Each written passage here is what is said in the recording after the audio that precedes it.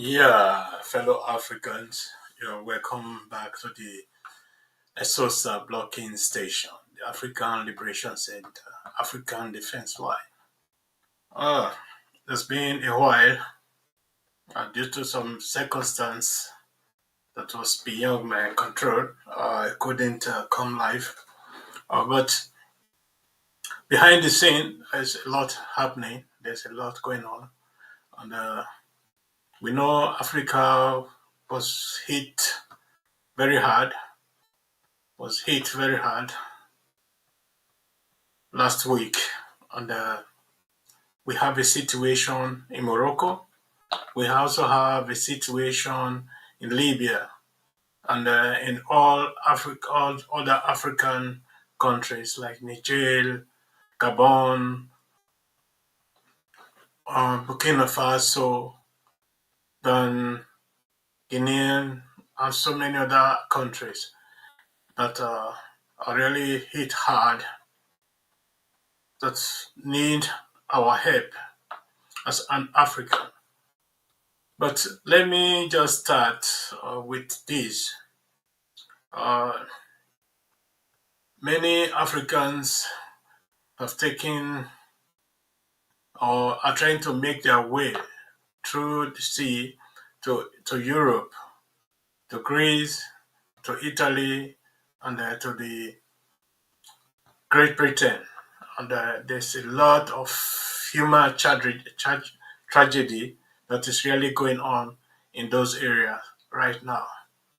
We are losing a lot of our young men, a lot of our young women in the sea after they are both capsized and a lot, really a lot. The question is, does this worth it to die on the way to Europe? And when you come to Europe, there's no guarantee that you will make it here, or you will be given asylum, or you will be accepted by the society. Because why I'm saying this, a lot of our young people doesn't understand this. I know the economic and the social and security uh, situation in Africa today, which is very, very, very difficult. Because like security, there's no guarantee that everyone will survive till tomorrow. And about the economic issue, it's also the same thing because if you cannot put things on the table, if you cannot put things in the table for your family to eat after a hard work, you know, it's something frustrating for everybody in Africa. And I always remember what my father told me. Said situation is only hard when you have something to put on the table. But the situation is harder after having a hard job, hard work, and you cannot provide anything on your table for your family. That is the hardest part of poverty. And we all know in Africa, this is the situation more than half of the population of Africa is subjected to. And I believe this should be the focus of our leaders in Africa to make sure there's something for our people on the table to eat, to feed their family. And buy new clothes, buy cars, and all that, that should be something that is left to everyone. If you have enough to eat, then the one you can save is the one you can use to build a house or to buy a car or to do any other thing. Yeah, the Africa Liberation Front. Liberation is not just liberation. Liberation is not freedom, as many people may be thinking. You see, in Gabon, the change of government, I would say change of government because it's not even an overthrow. When power is being transferred from one family member to the other family members.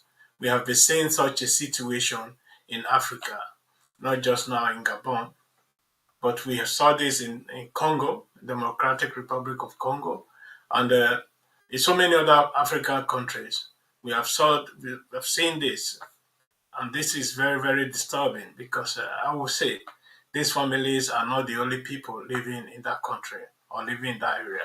I believe there are other people who are more intelligent and who are more vibrant to come out to rule the country successfully.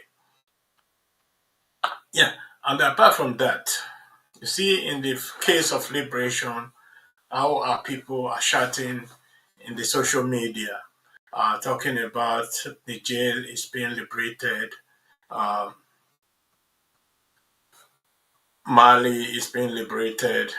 You see, liberation is not just liberation. Liberation is not freedom. Liberation is something that can, as well, push Africa into second slavery, or is already putting Africa into second slavery.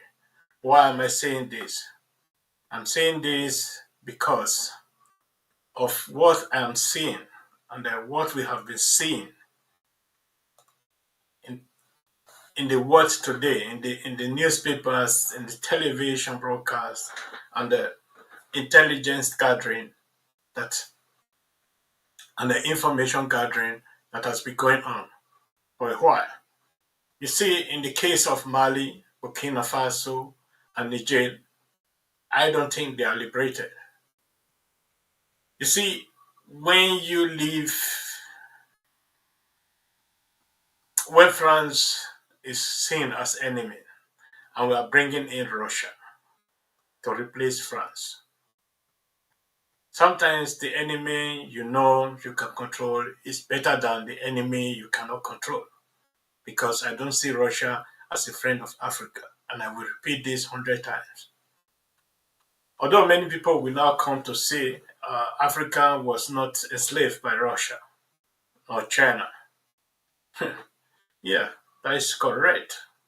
But the truth of the whole matter is just very simple. The Russians closed their eyes for 300 years not to see what has been happening to our black people. Likewise, the Chinese. They didn't come up to say, okay, these people need to be liberated during slavery, during independent fighting, during all this struggle that our people went through. The time they provide ammunition and guns for our people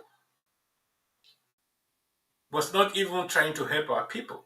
They were trying to serve their own interests, to make sure they have territories in Africa they have control over. You see, it's not just only in Africa, in South Americans or in Central America, all these things also happen. It's not just a question of love or not love. It's for their own interest, for their own security. You see, we, the Africans, we sometimes are blind not to see what is really going on in Africa. When Russia is providing arms to Niger to fight their own citizens, who they now call terrorists in their own country. I think that is something we should be worried about. When they are providing arms to Burkina Faso to fight their own people, I think this is something we should be worried about. When they are providing arms to Niger to fight their own people, I believe this is something Africa should be worried about. You see, the people they are supporting, Russia is supporting, doesn't even have control over half of their own country. Niger doesn't have control over his country, half of it. Likewise, Burkina Faso, and then likewise Mali. Then now we come to the let us come to the peak, the Dante peak of all this. Let's go to Libya.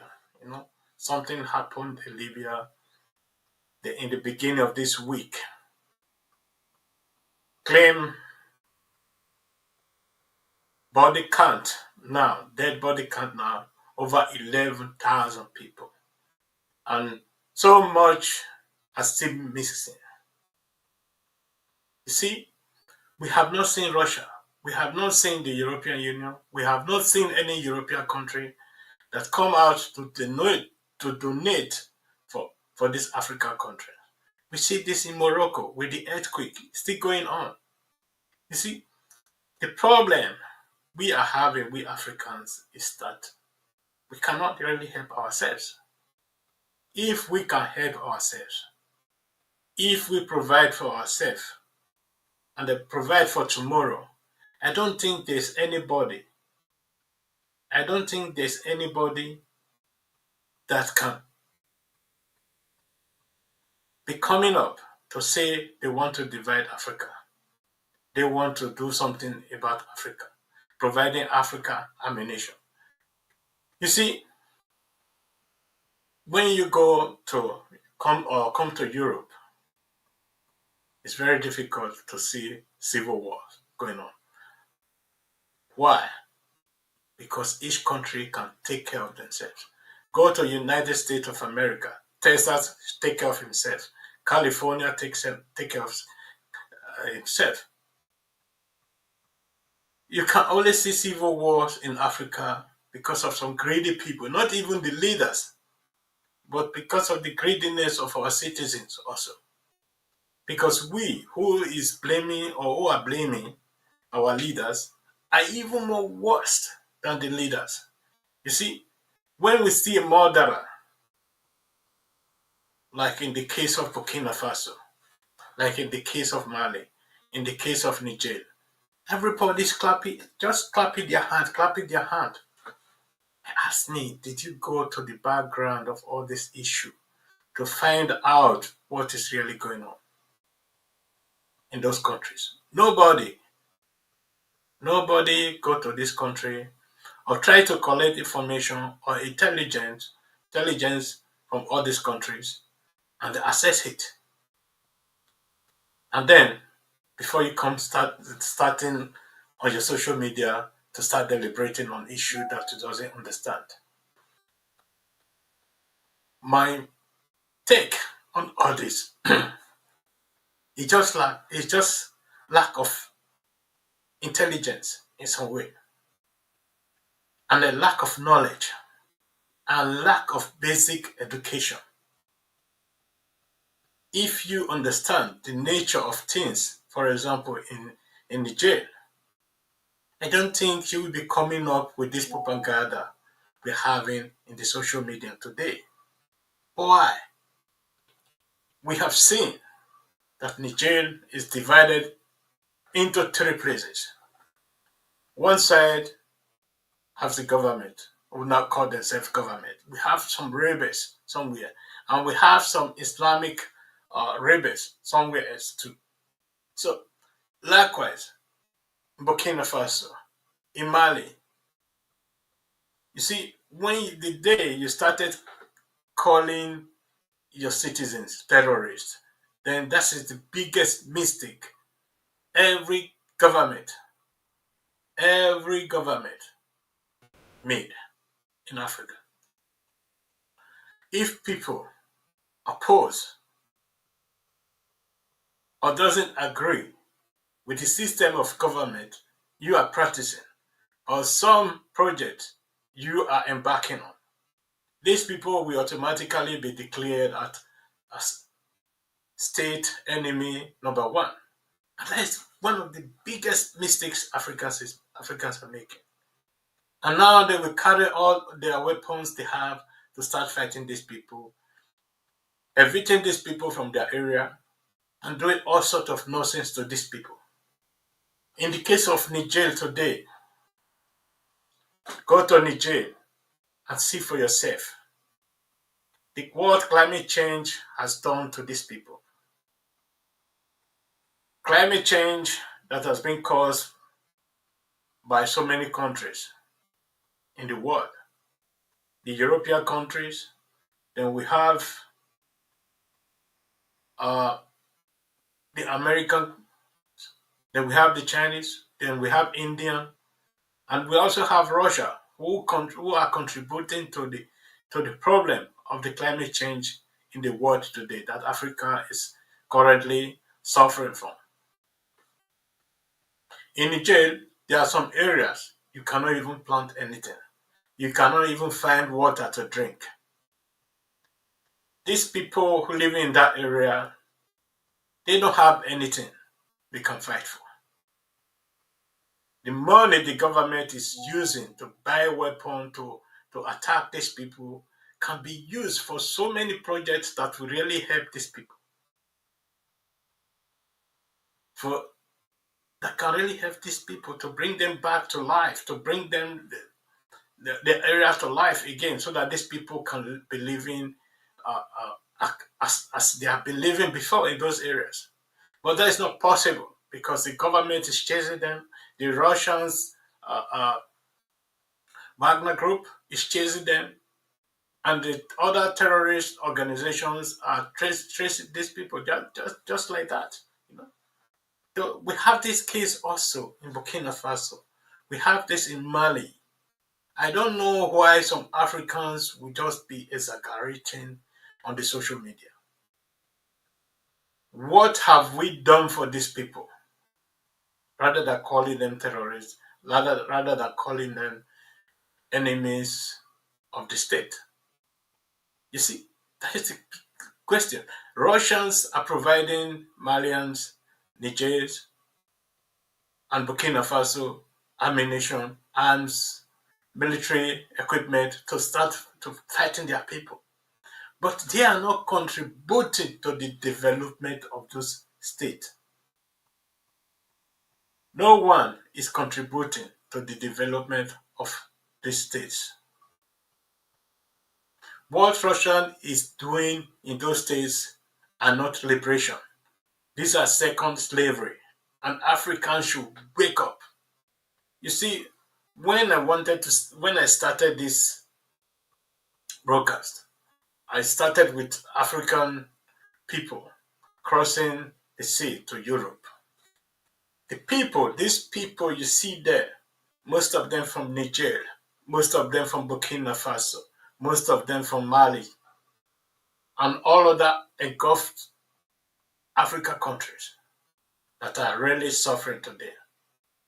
You see, how many refugees has Russia taken from Africa? No way. They don't even allow us to come into their countries. Have you asked how many refugees China has assisted in Africa? No way. But you see their military equipment everywhere in Africa. I think that should give us a second thought to think about what is really going on in Africa. The second slavery that is really going on in Africa is only very few countries that are really free from this.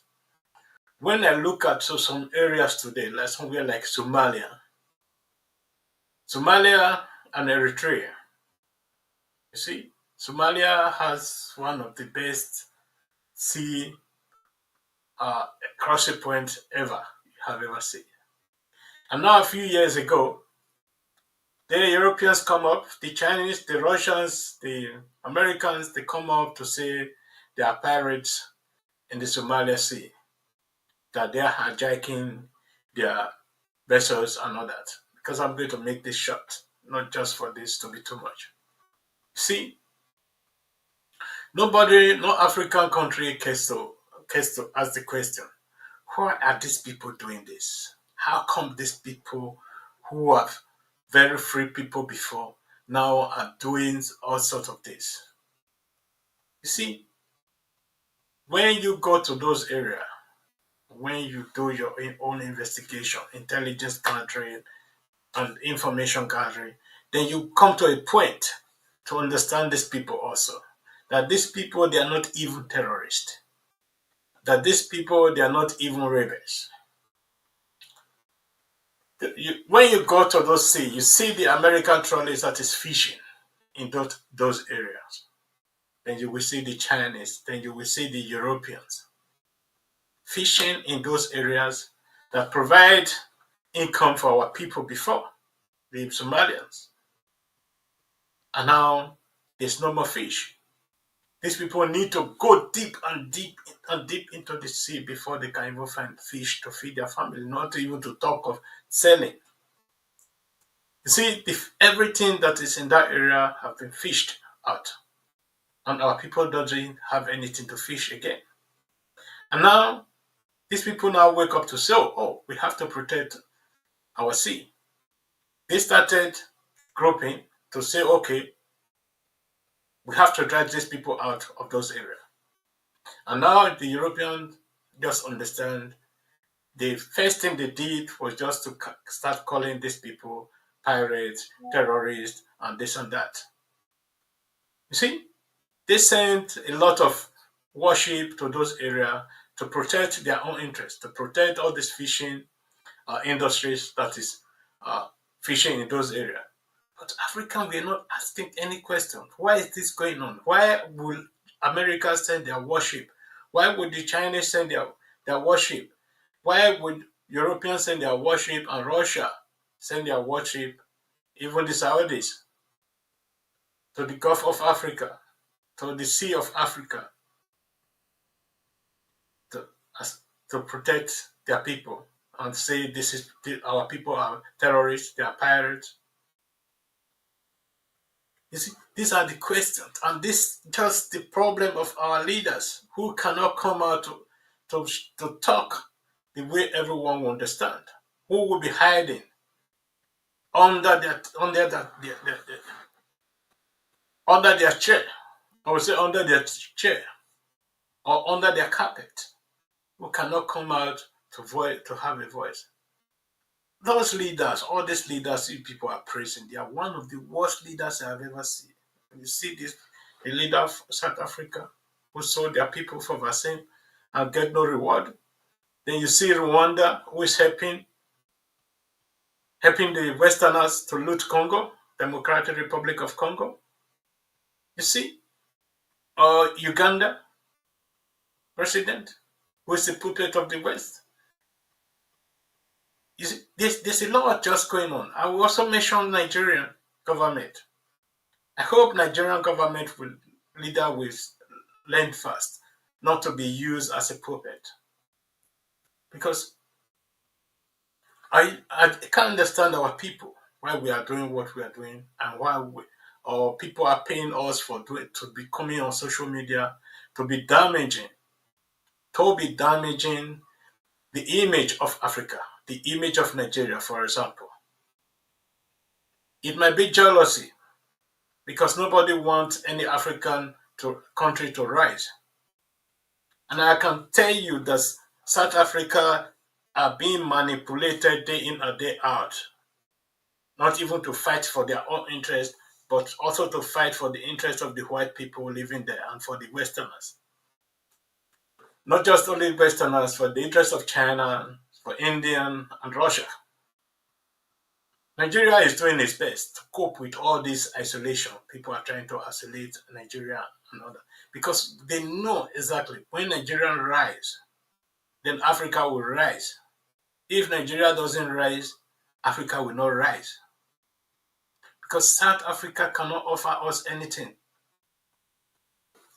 You see, the Europeans already positioned South Africa as a player against Nigeria, against any other African country that is trying to rise.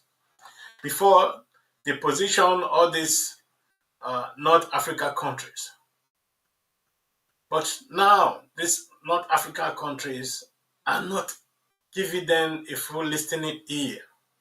And that is why they are pushing towards West Africa right now. Likewise, Russia.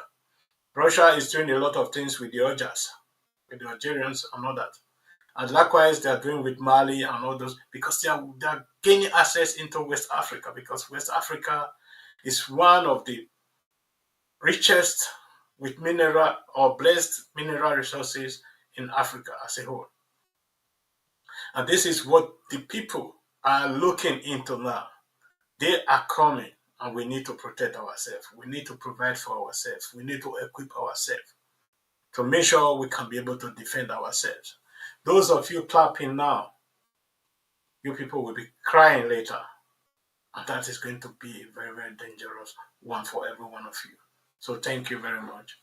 And coming back very soon to be talking about all these liberation talks people are talking. There is no liberation in Africa. African is being maneuvered into another second slavery. Like it or not, we are slave to Russians. We are slave to Chinese. If he doesn't want to be a slave to these people, we have to start fighting back right now. We have to start revising what we are doing right now. So thank you and God bless everyone. Bye bye.